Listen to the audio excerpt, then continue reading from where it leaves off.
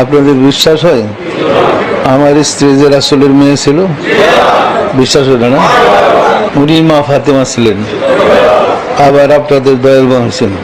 নাম মাহবুবে খোদা, সর্বস্তরে যিনি দেওয়ানবাগী পীর নামে পরিচিত। এই কুখ্যাত ভণ্ড শয়তান বেঁচে থাকাকালীন বিভিন্ন ভ্রান্ত আকীদা প্রতিষ্ঠা করেন, যা মানতে গিয়ে পথভ্রষ্ট হয়েছে শত শত মুসলমানরা। এই ভণ্ড বলতেন, শুধু আমিই নই, আমার স্ত্রীকন্যা সহ সকল লক্ষ লক্ষ মুরিদান আল্লাহকে দেখেছেন। এমন শত শত ভণ্ডামির মাধ্যমে দেওয়ানবাগীর পীর সাধারণ মানুষকে কাফের বানিয়েছেন। তবে আফসোসের কথা হচ্ছে, দেওয়ানবাগীর পীরের আস্তানা এখনও টিকে আছে। অবশ্য এর শাস্তি আল্লাহ তাকে দুনিয়াতেই দিয়েছিলেন। 2020 সালে মৃত্যুর আগে তার পেট হয়ে গিয়েছিল তিমি মাছের মতো।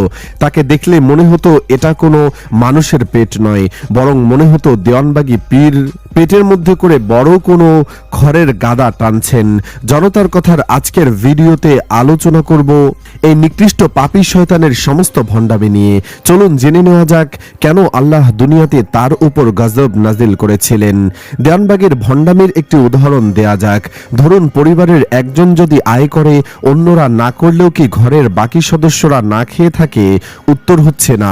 ঠিক তেমনি আমাদের কেবলা বাবাজান ইবাদত করে আমাদের আর করার দরকার কি?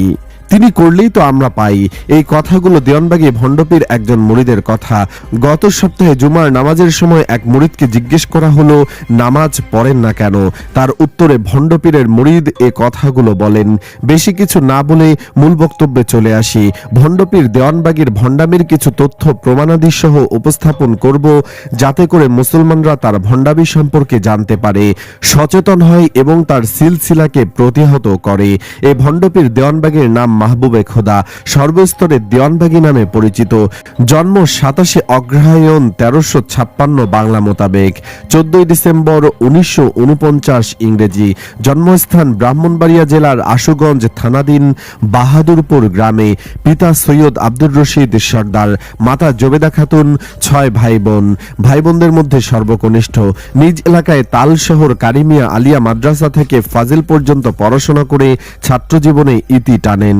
1971 সালে দেওয়ানবাগী মুক্তিযুদ্ধে অংশগ্রহণ করেন। স্বাধীনতার পর তার 3 নং সেক্টরের কমান্ডার শফিউল্লাহ সাহেবের সুপারিশে সেনাবাহিনীর 15 নং বেঙ্গল রেজিমেন্টে ইমামতির চাকরি নেন। ফরিদপুরের চন্দ্রপাড়া দরবারে প্রতিষ্ঠাতা আবুল ফজল সুলতান আহমদ চন্দ্রপীরের সাথে বাইয়াত গ্রহণ করেন। পরে স্বীয় মুর্শিদের কন্যা হামিদা বেগমকে বিয়ে করেন। এই সুবাদে শ্বশুরের কাছ থেকে খেলাফত লাভ করেন। এর কিছুদিন পর নারায়ণগঞ্জের দেওয়ানবাগ নামক স্থানে আস্তানা গড়েন এবং নিজেকে সুফি সম্রাট হিসেবে পরিচয় দিয়ে শোহরত লাভ করতে থাকেন। এরপর তিনি মতিঝিলে বাবে রহমত নামে আরেকটি দরবার স্থাপন করেন, যেখান থেকে তার তত্ত্বাবধানে এবং নির্দেশে বাবে রহমত মুখপাত্র আবার বাণী সহ বেশ কয়েকটি মাসিক পত্রিকা ও গ্রন্থ প্রকাশিত হয়। বর্তমানে ফার্মগেট এলাকায় তার আস্তানা। এবার দেওয়ানবাগীর কিছু আকীদা ও উক্তি সম্পর্কে জেনে নেওয়া যাক। এই ভণ্ড বলতেন, আমার অসংখ্য মরিদান স্বপ্ন ও কাশফের মাধ্যমে আল্লাহর দিদার লাভ করেছেন।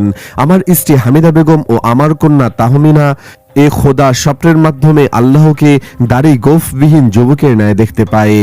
শুধু আমি নই, আমার স্ত্রী কন্যা সহ লক্ষ লক্ষ মুরিদানও আল্লাহকে দেখেছেন।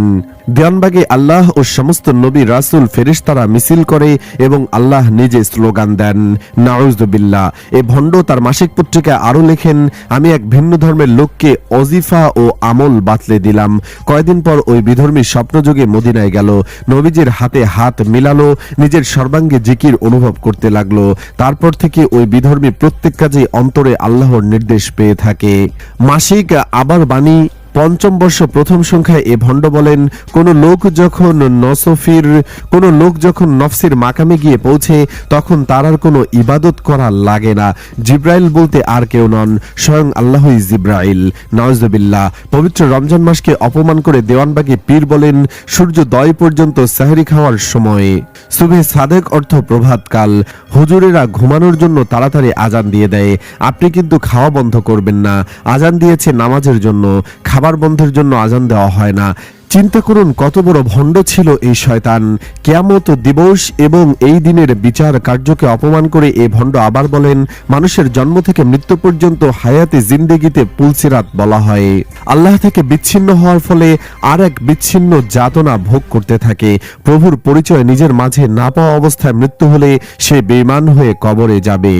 তখন তার আত্মা এমন এক অবস্থায় আটকে পড়ে যে পুনরায় আল্লাহর সাথে মিলনের পথ খুঁজে পায় না, আর তার আত্মার জন্য কঠিন যন্ত্রণাদায়ক। আবার এইরূপ চিরস্থায়ী যন্ত্রণাদায়ক অবস্থাকে জাহান্নাম বা দোজখ বলা হয়। এভাবেই সে পাপ পুণ্যের পরিচয় দিত। দেওয়ানবাগী নিজেকে ইমাম মাহদি দাবি করেন, অতঃপর দরুদে মাহদি রচনা করেন। দরুদে মাহদি হচ্ছে আল্লাহুম্মা সাল্লি আলা সাইয়্যিদিনা মুহাম্মাদি ওয়া আলা ইমাম মাহদি রহমাতুল্লাহি আলাইহি ওয়া সাল্লিম। নাউযুবিল্লাহ। মহানবী হযরত মুহাম্মদ সাল্লাল্লাহু আলাইহি ওয়াসাল্লামকেও অপমান করতে ছাড়েননি এই ভণ্ড কুলাঙ্গার। একবার সে বলে, ময়লার স্তূপের অর্ধমৃত এবং বিবস্ত্র অবস্থায় রাসূলুল্লাহ সাল্লাল্লাহু আলাইহি ওয়াসাল্লামকে দেখেছি। নাউযুবিল্লাহ। দেওয়ানবাগী 1989 সালে নাকি একটি ব্যতিক্রমধর্মী স্বপ্ন দেখে ফেলেন। এক স্বপ্নে সম্পর্কে তিনি বলেন, এই স্বপ্ন সম্পর্কে তিনি 2008 সালে বলেন, আমি দেখি ঢাকা ও ফরিদপুরের মধ্যবর্তী স্থান জুড়ে এক বিশাল বাগান।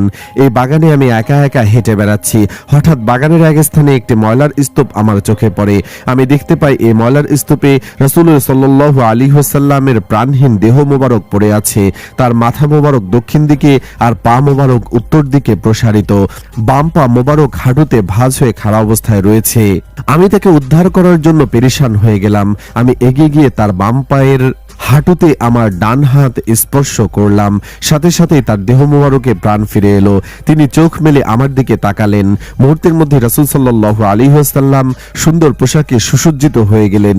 তিনি উঠে বসে হাসি মুখে আমার দিকে তাকিয়ে বললেন, হে ধর্ম পুনরুজ্জীবন দানকারী, ইতিমধ্যেই আমার ধর্ম আরো 5 বার পুনরুজ্জীবন লাভ করেছে। একথা বলে রাসূল সাল্লাল্লাহু আলাইহি ওয়াসাল্লাম উঠে দাঁড়িয়ে হেঁটে হেঁটে আমার সাথে চলে এলেন। এরপর আমার ঘুম ভেঙে গেল।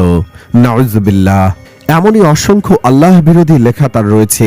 দেওয়ানবাগী আরো দাবি করেন, দেওয়ানবাগী এবং তার মুরিদদের মাহফিলে স্বয়ং আল্লাহ, সমস্ত নবী রাসূল সাল্লাল্লাহু আলাইহি ওয়াসাল্লাম, ফেরেশতা, দেওয়ানবাগী ও তার মুর্শিদি, চন্দ্রপাড়ার মৃত আবুল ফজল সহ ওলি আউলিয়ার এক বিশাল ময়দানে সমবেত হয়ে সর্বসম্মতিক্রমে দেওয়ানবাগীকে মুহাম্মদী ইসলামের প্রচারক হিসেবে নির্বাচিত করা হয়।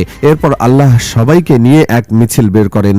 মুহাম্মদী ইসলামরে 4টি পতাকার 4 জনের, যথাক্রমে আল্লাহ, রাসূল সাল্লাল্লাহু আলাইহি ওয়াসাল্লাম, দেওয়ানবাগী এবং তার পীরের হাতে ছিল। আল্লাহ, দেওয়ানবাগী ও তার পীর প্রথম সারিতে ছিলেন, বাকি সবাই পিছনে ছিল। আল্লাহ তাআলা নিজেই স্লোগান দিচ্ছিলেন, মুহাম্মদী ইসলামে আলো ঘরে ঘরে জ্বলো। লেখাটি সাপ্তাহিক দেওয়ানবাগী পত্রিকা থেকে প্রকাশিত। তাকে জিজ্ঞেস করা হলো, আপনার উপর তো হজ ফরজ, আপনি হজ করেন না কেন? সে বলল, জিবরাইল আলাইহিস সালাম আমার ঘরে কাবা শরীফ নিয়ে আসে এবং আমি ঘরে বসে হজ করি। চিন্তা করেন কত বড় ভণ্ড এই শয়তান। এই ভণ্ড দেওয়ানবাগীর বিরুদ্ধে জাপা চেয়ারম্যান এরশাদের স্বাক্ষর নকল করারও অভিযোগ রয়েছে।